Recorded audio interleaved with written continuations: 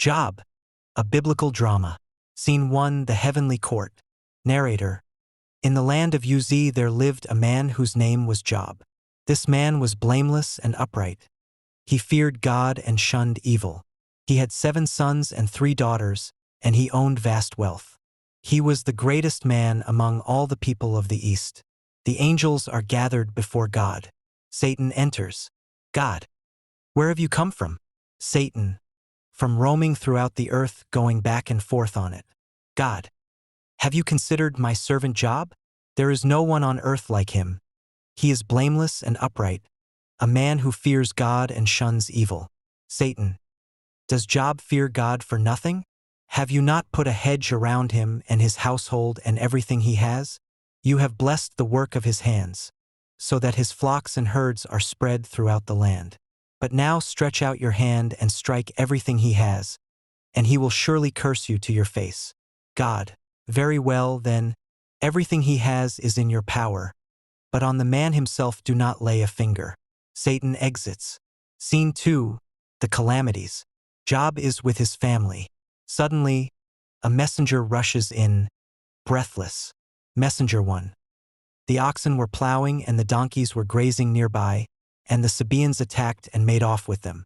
They put the servants to the sword, and I am the only one who has escaped to tell you. Before he finishes, Messenger 2 arrives. Messenger 2. The fire of God fell from the heavens and burned up the sheep and the servants, and I am the only one who has escaped to tell you. Before he finishes, Messenger 3 arrives. Messenger 3. The Chaldeans formed 3 raiding parties and swept down on your camels and made off with them. They put the servants to the sword, and I am the only one who has escaped to tell you. Before he finishes, Messenger 4 arrives, distraught. Messenger 4.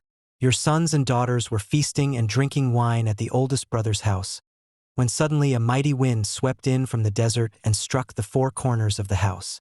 It collapsed on them and they are dead, and I am the only one who has escaped to tell you.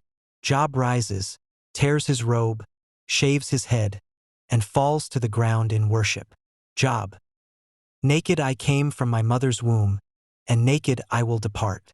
The Lord gave and the Lord has taken away. May the name of the Lord be praised. Narrator.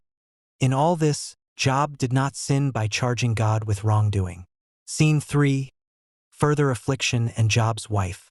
Satan again presents himself before God. God. Where have you come from? Satan. From roaming throughout the earth, going back and forth on it. God. Have you considered my servant Job? There is no one on earth like him. He is blameless and upright, a man who fears God and shuns evil.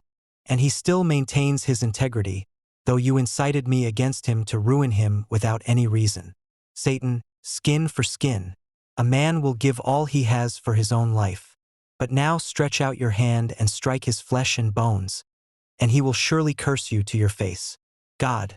Very well, then, he is in your hands, but you must spare his life. Satan exits. Job sits among ashes, scraping his painful sores with a piece of broken pottery. Job's wife approaches him. Job's wife. Are you still maintaining your integrity? Curse God and die. Job. You are talking like a foolish woman. Shall we accept good from God and not trouble? Narrator. In all this, Job did not sin in what he said. Scene 4. The friends arrive. Eliphaz, Bildad, and Zophar arrive. They are shocked by Job's appearance and sit with him in silence for 7 days and 7 nights. Narrator.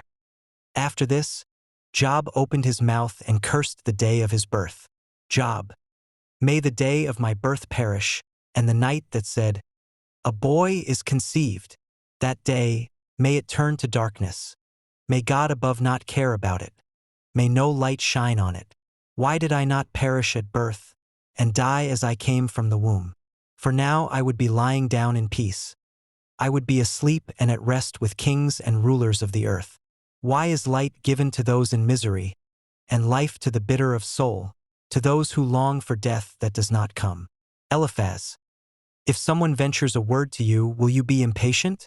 But who can keep from speaking? Consider now, who, being innocent, has ever perished? Where were the upright ever destroyed? As I have observed, those who plow evil and those who sow trouble reap it. Job. How long will you torment me and crush me with words? I have heard many things like these. Miserable comforters are you all. If only my anguish could be weighed and all my misery be placed on the scales, it would surely outweigh the sand of the seas. No wonder my words have been impetuous. Bildad. How long will you say such things? Your words are a blustering wind. Does God pervert justice? Does the Almighty pervert what is right? If your children sinned against him, he gave them over to the penalty of their sin. But if you will look to God and plead with the Almighty, if you are pure and upright, even now he will rouse himself on your behalf and restore you to your prosperous state. Job. Indeed, I know that this is true, but how can a mortal be righteous before God? Though I am blameless, my own mouth would condemn me. Though I am blameless, he would prove me perverse. I know that my Redeemer lives, and that in the end he will stand on the earth. Zophar. Are your words not many? Is a talkative person to be vindicated? Your boasts will not silence others, and when you mock, no one will rebuke you. You say, my doctrines are pure and I am clean in God's sight. Oh, that God would speak, that he would open his lips against you and disclose to you the secrets of wisdom, for true wisdom has two sides. Job. No doubt you are the people, and wisdom will die with you, but I have understanding as well as you. I am not inferior to you. Who does not know such things as these? You are worthless physicians, all of you. Oh, that you would be silent, and let that be your wisdom. Scene 5. God speaks from the whirlwind. A mighty whirlwind appears. God speaks from within it. God. Who is this that obscures my plans with words without knowledge? Brace yourself like a man. I will question you, and you shall answer me. Where were you when I laid the earth's foundation?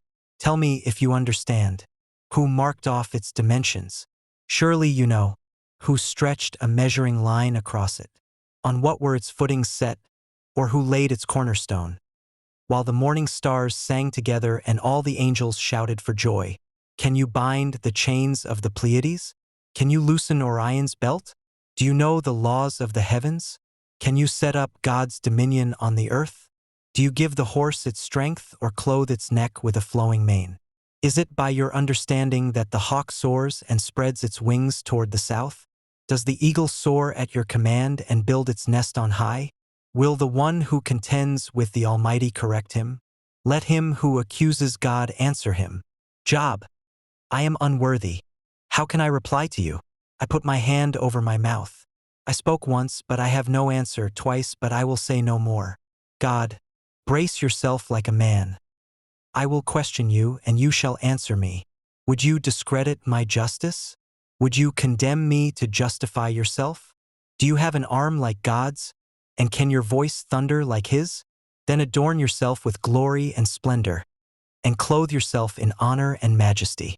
Unleash the fury of your wrath. Look at all who are proud and bring them low. Crush the wicked where they stand. Then I myself will admit that your own right hand can save you. Job. I know that you can do all things. No purpose of yours can be thwarted. You asked, who is this that obscures my plans without knowledge?